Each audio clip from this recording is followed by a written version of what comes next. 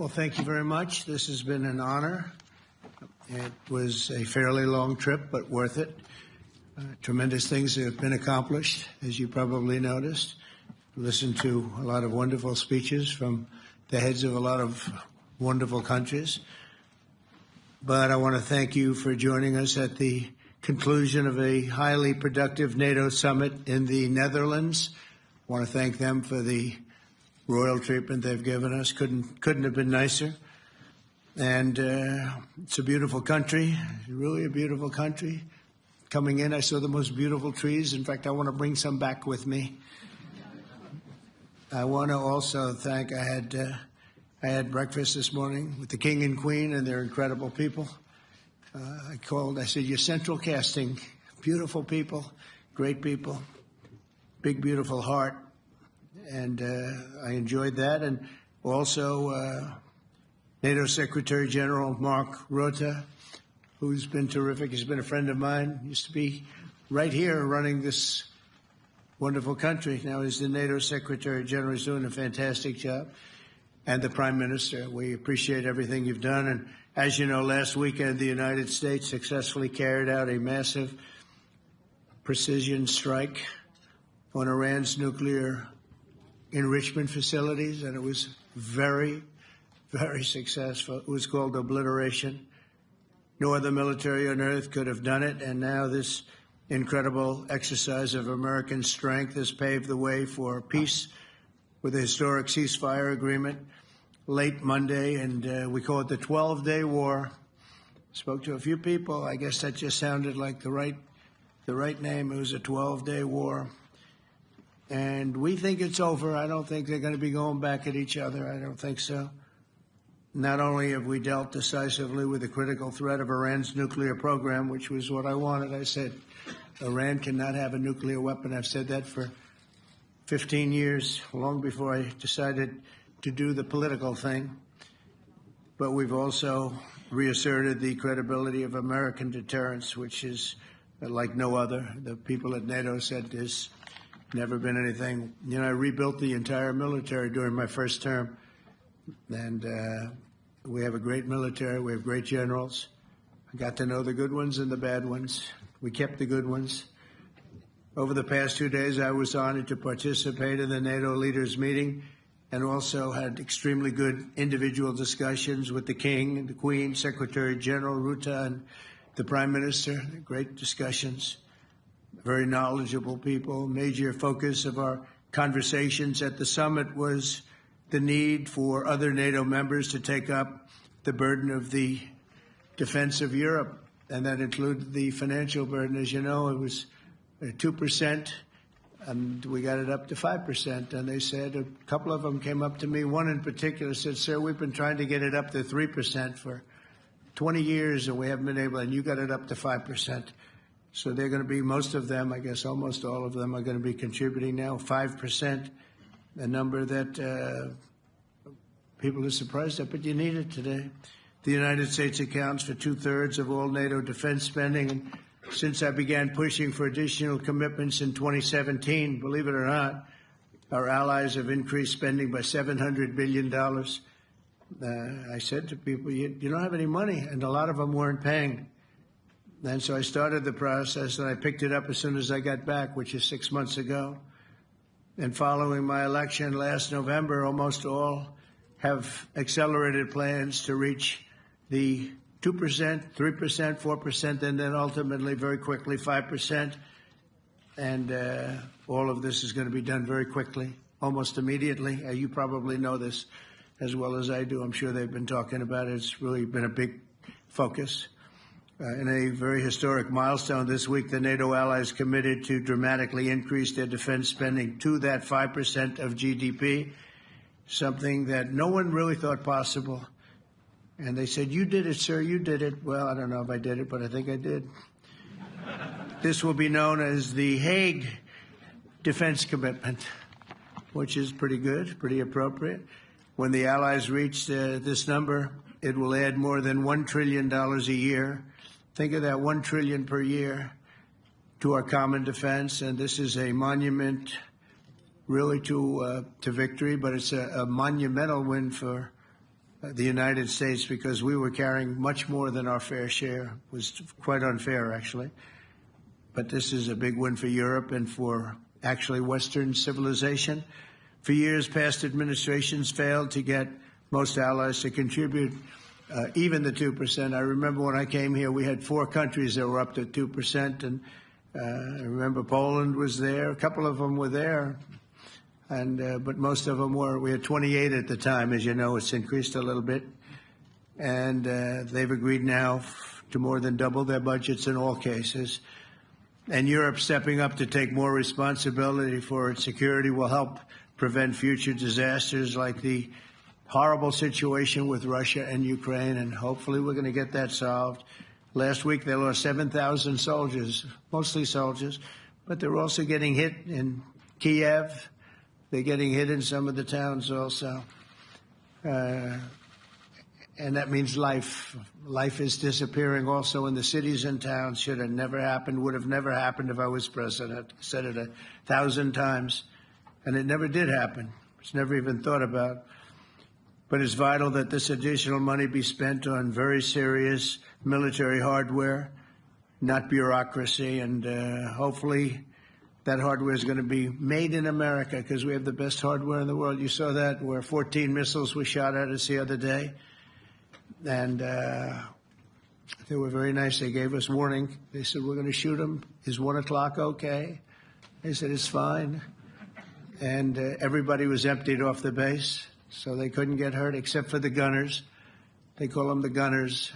And out of 14 high-end missiles that were shot at the base in Qatar, all 14, as you know, were shot down by our equipment.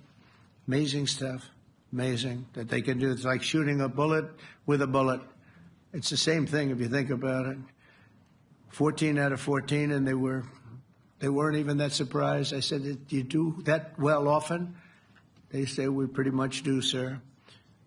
The Ukraine crisis has also highlighted the urgency of rebuilding our defense industrial base, both in the United States and among the allied nations. We cannot afford to be dependent on foreign adversaries for critical minerals. And as you know, we made a deal with Ukraine to take a vast amount of the land they have for minerals. We need it. And once again, I want to thank all of the people in the Netherlands, incredible people. It's a great place. And all of the NATO allies for the tremendous summit that we just had. A letter just came in, and a statement came in from the Atomic Energy Commission of Israel. And I just wanted, this is an official letter, and they're very serious people, as you know. The devastating U.S. strike on Fordo destroyed the site's critical infrastructure and rendered the enrichment facility totally inoperable. It was devastated. We assess that the American strikes on Iran's nuclear facilities has set back Iran's ability to develop nuclear weapons for many years to come. This achievement can continue indefinitely if Iran does not get access to nuclear material, which it won't. It's so sad that that whole thing had to go. But I just want to thank our pilots. You know, they were maligned and treated very bad, demeaned by fake news CNN, which is back there, believe it or not, wasting time, wasting it. Nobody's watching them, so they're just wasting a lot of time, wasting my time. And the New York Times, they put out a story that, well, maybe they were hit, but it wasn't bad. Well, it was so bad that they ended the war. It ended the war. Somebody said in a certain way, you know, that it was so devastating, actually. If you look at Hiroshima, if you look at Nagasaki, you know, that ended a war too. This ended a war in a different way, but it was so devastating. Also, they have, out of Dubai, just came that Iran's foreign ministry spokesman, this is Iran's foreign ministry, says its nuclear installations were very badly damaged by the American strike. So what bothered me about these reports with fake reports put out by the New York Times, failing, I call it the failing New York Times because it's doing terribly. Without me, it would be doing no business at all. But, and by fake news, CNN and MSDNC, all of these terrible people, you know, they have no credibility.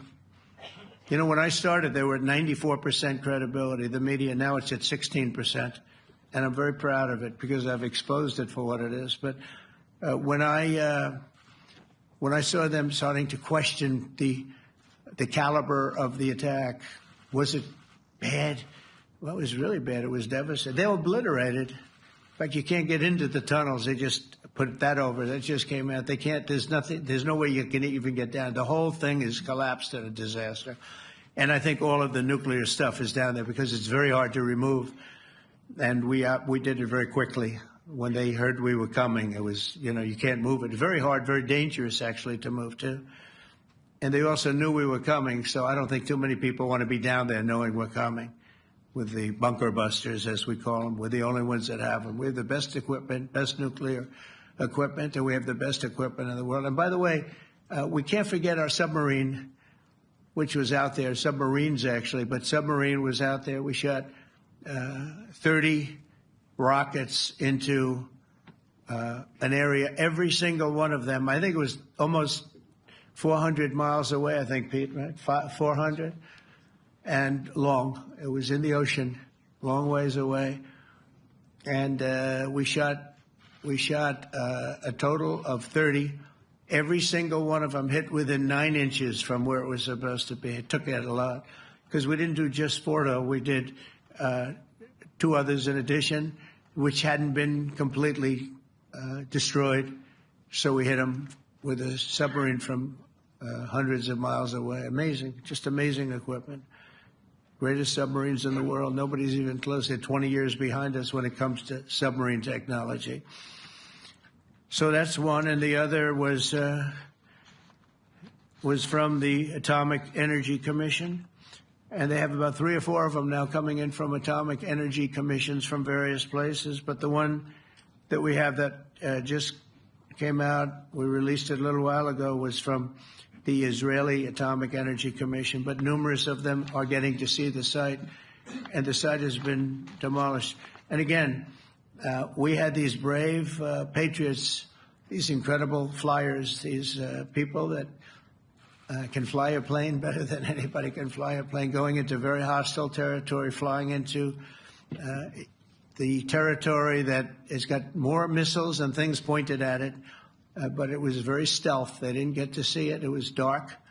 That's the amazing thing about the shots. They hit the shots perfectly, and yet it was dead dark. There was no moon. There was no light.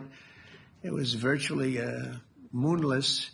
It was very dark, and the shots were hit perfectly. But when they get demeaned, and they were very upset about it because they knew how strong it would be. Back in Missouri, the pilots flew about 36 hours, 2 ways, far distance, and in those incredible B-2s. And we then had the F-22s, and we had the F-35s, and we had other planes, and we had, I think, a total of 52 tankers. That means the big tankers, because the refueling was a lot for all of the different planes that we sent. Incredible operation, and I have to say, General Raisin Cain was incredible. That's why he beat ISIS, and we beat ISIS in a matter of weeks. I was told it would take 4 to 5 years. We did it in a few weeks. And he was great. That's why he's the head of the Joint Chiefs of Staff right now, because I had a very good experience with him. He knocked out ISIS in a period of literally a few weeks. Amazing. And it was supposed to take a few years, 5 years to be exact. So we had a great victory there, and we then came here, and I think we had a great victory here. But this is an ongoing project. This is the safety of Europe, the safety of the world. And they've raised it from 2% to 5%, something which nobody, and you're talking about over $1 trillion a year. So we're talking about a lot of money coming in from countries that we're not paying nearly enough to be effective. So I have, as you know, Marco Rubio with me, and Pete Hegseth, Secretary of State and Secretary of War. Should we say Secretary? You know, it used to be called Secretary of War. Maybe for a couple of weeks we'll call it that because we feel like warriors. Used to be called Secretary of War. In fact, if you look at the old building next to the White House, you can see where it used to be Secretary of War. Then we became politically correct, and they called it Secretary of Defense. I don't know, maybe we'll have to start thinking about changing it, but we feel that way. Do we have any questions, please? Wow. That's a lot of questions. Who's a nice person? Oh, you're not a nice person, but I'll let you ask one. Go ahead.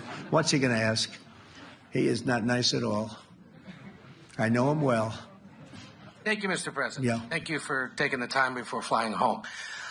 You just said you believe the conflict between Israel and Iran is over. What makes you so confident it is? And what do you do if it isn't? Because I dealt with both, and they're both tired, exhausted.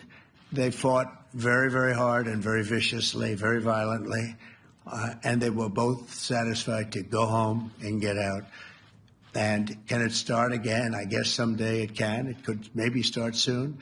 I think a big telltale sign was when, as you know, Iran somewhat, by not much, violated the ceasefire, and Israel had the planes going out that morning, and there were a lot of them, 52 of them.